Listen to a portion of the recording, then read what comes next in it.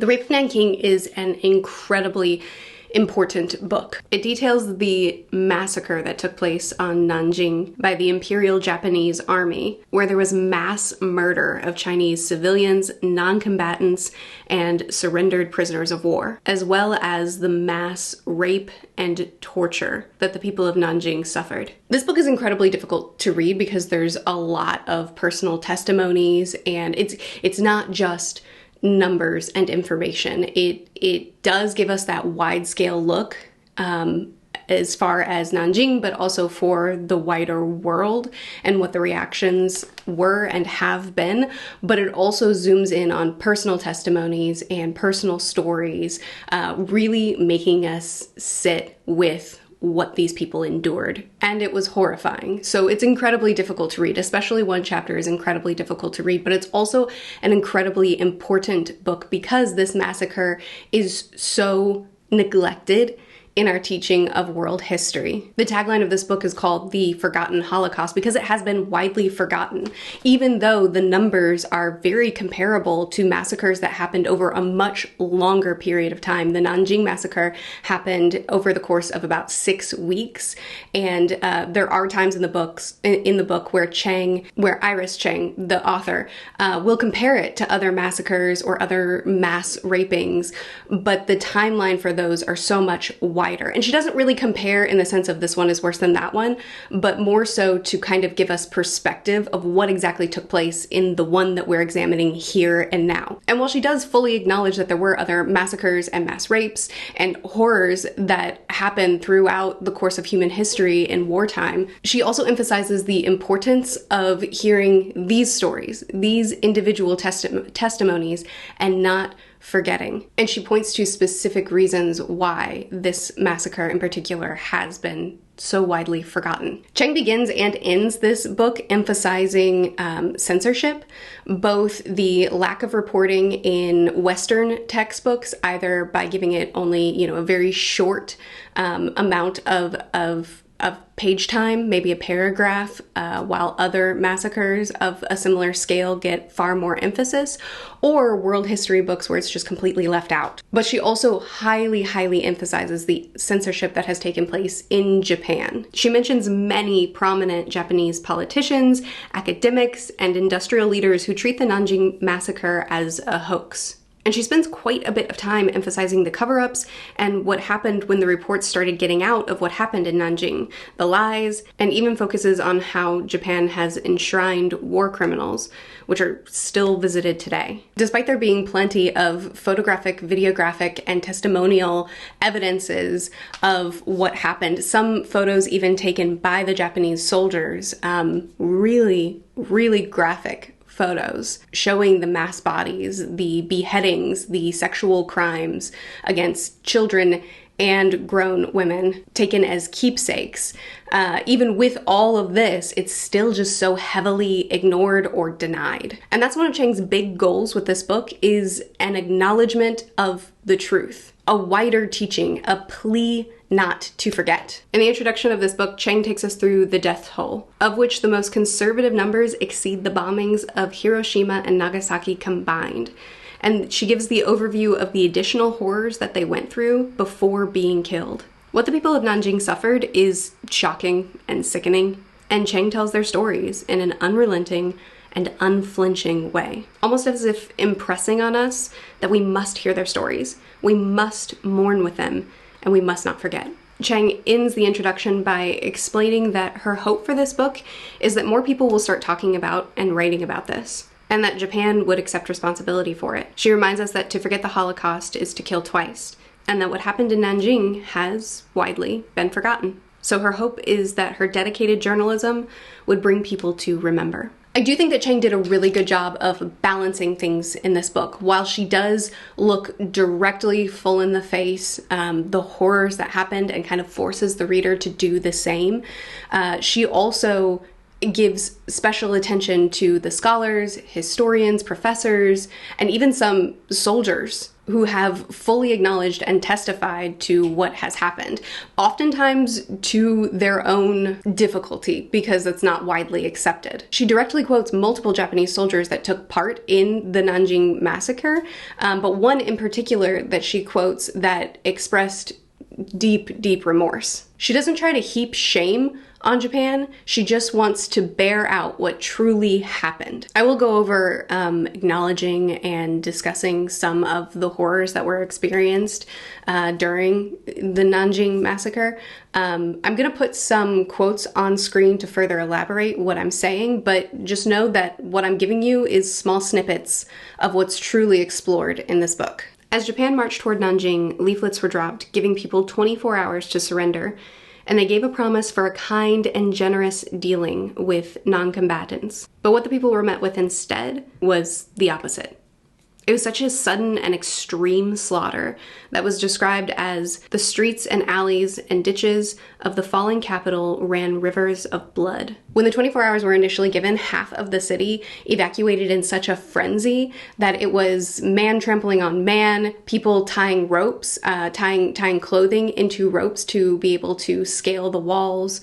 When boats were no longer available, people were trying to get across the river on wooden railroad tracks, doors that they had pulled from homes nearby, logs, boards, buckets, bathtubs, or they would even attempt to swim across the waters. Fires broke out and the city was in flames. Chang said that all those with any amount of money, power, or foresight fled Nanking as quickly as possible.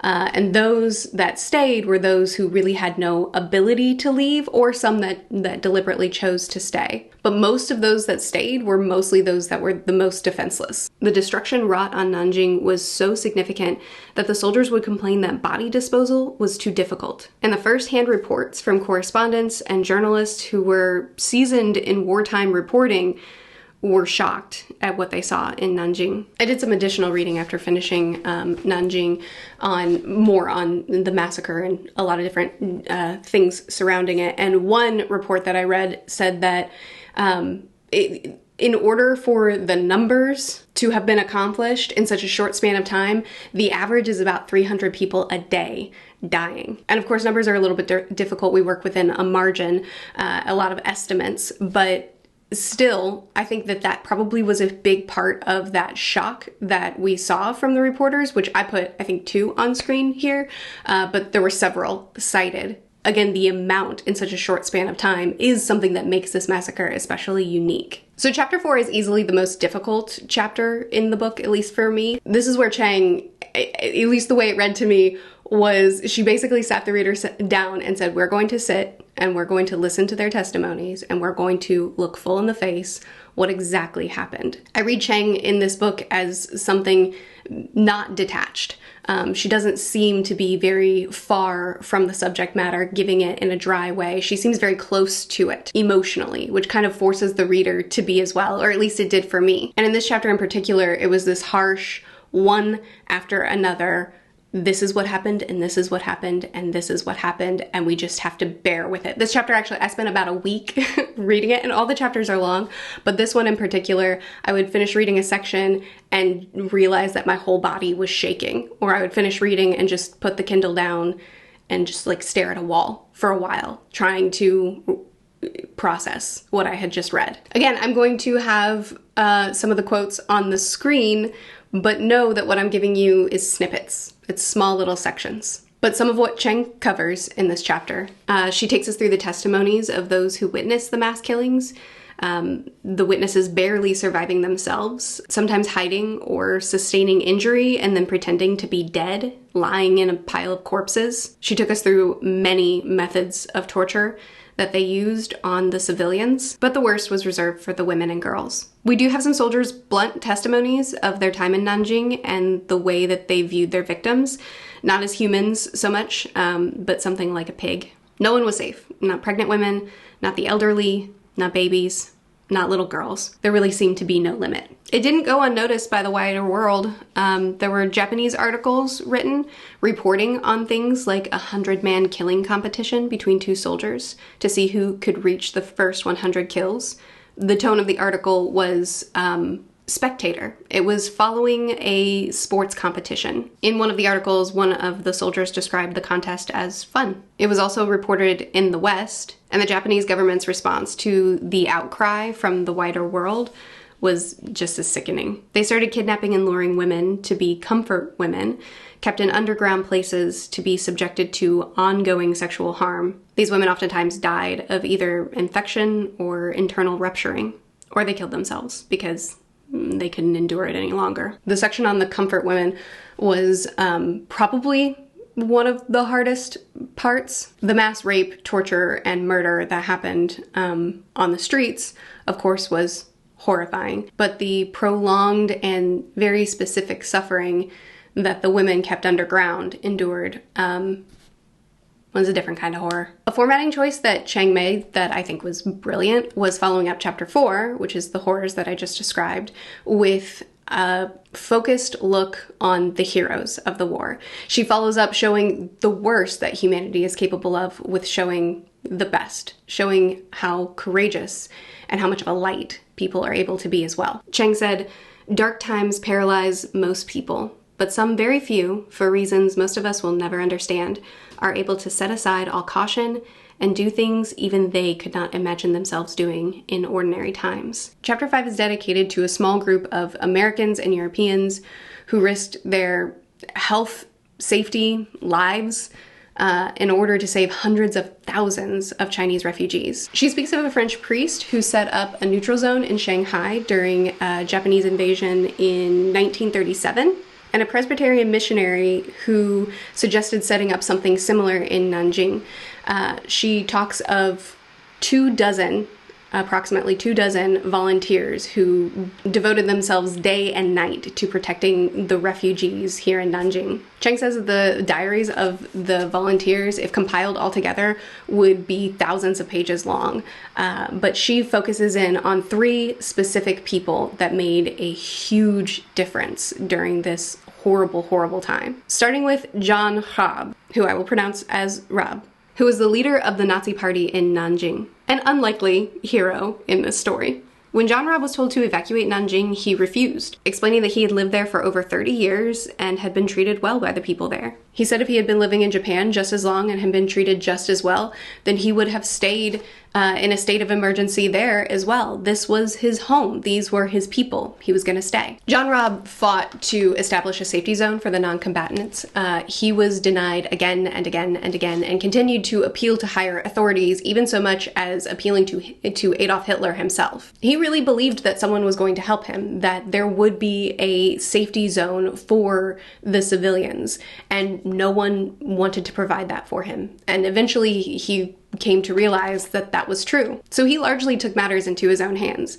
The refugee area that he set up sheltered over 250,000 civilians, and then he was diligent, keeping on top of it, fighting for more clean facilities, more food, better care. When food was delivered, but delivered outside of those camps, he and other foreign volunteers used their own vehicles to go back and forth through bombing areas, through areas that were actively being bombed, to gather the food and bring it back to the refugee areas, to the safety zones. And some of those volunteers sustained injury from driving through these areas that were being bombed. Eventually, John Raab opened up his own home to individuals, as well as had huts set up in the backyard for women and children, and had a system set up so that they could blow a whistle when soldiers were climbing over the walls to steal the women away, because there was an active hunt for women during this time. And he would come out and scold the soldiers, get them away,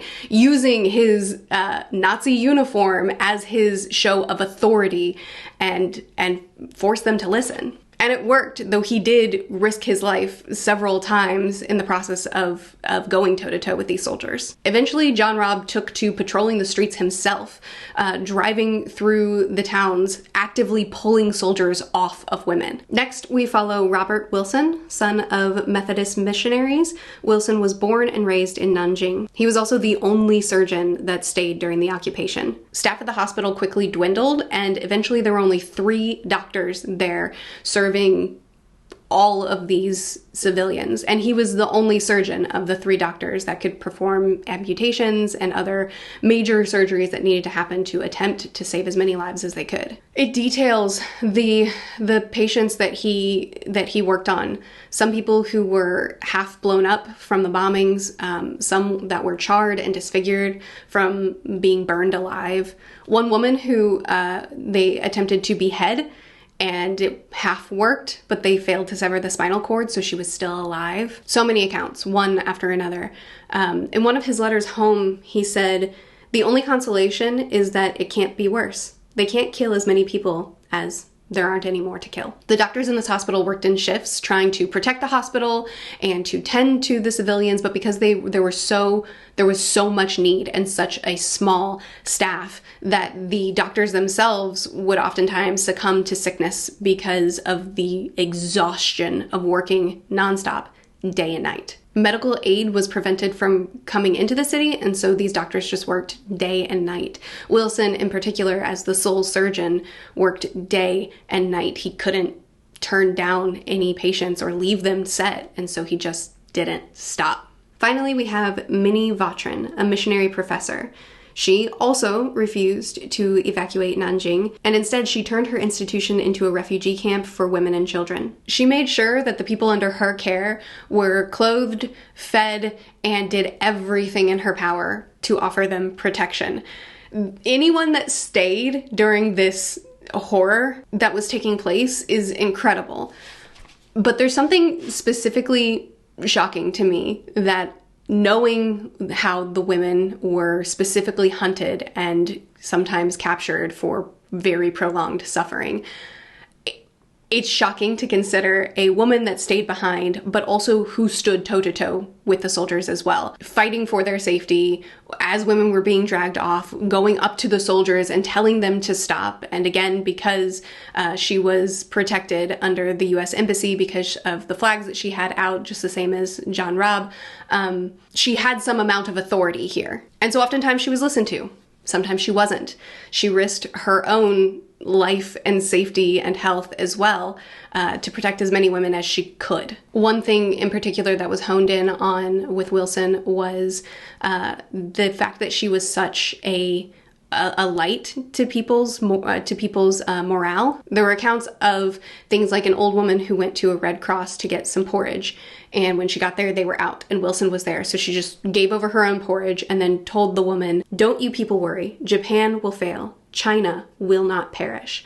Or a young boy who she found with a Rising Sun armband, trying to protect himself by showing loyalty and telling the boy, "Take that off, take it off and don't forget the date that you put it on. Japan will fail. China will not perish."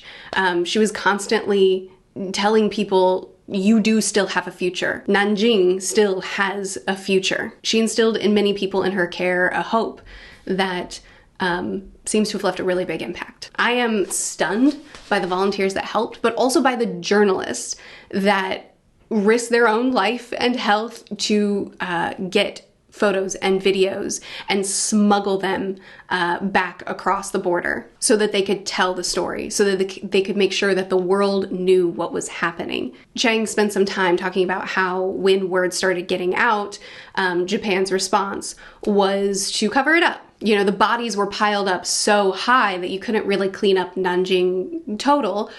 So they just cleared a couple of streets and then brought in people for tours in those couple of streets to show, look, this is totally fine. They took pictures, had a lot of propaganda showing, no, we haven't done any of this. So imagine the bravery of going into the hospitals and to the streets that weren't cleaned up and then smuggling out the information to say, yes, they are, and then just hoping that doesn't put a target on your back. She also spends a good amount of time focusing on the survivors, both the survivors of Nanjing, where she went and visited and personally spoke with many of them living in very difficult living conditions, even still.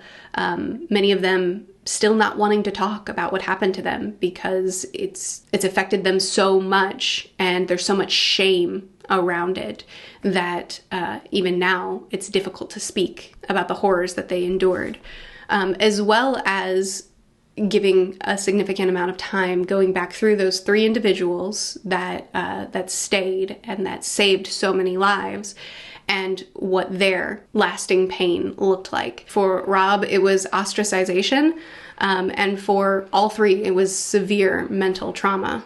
She gives good amount of attention to the fact that the war doesn't end when the war ends for those that endured it, for those that lived through it. A quote from Iris Chang: "I became terrified that the history of 300,000 murdered Chinese might disappear just as they themselves had disappeared under Japanese occupation, and that the world might actually one day believe the Japanese politicians who have insisted that the rape of Nanking was a hoax and a fabrication, that the massacre never happened at all." This is an incredibly important book. It's incredibly difficult, but well worth the read. It's one that I highly recommend so that we don't forget.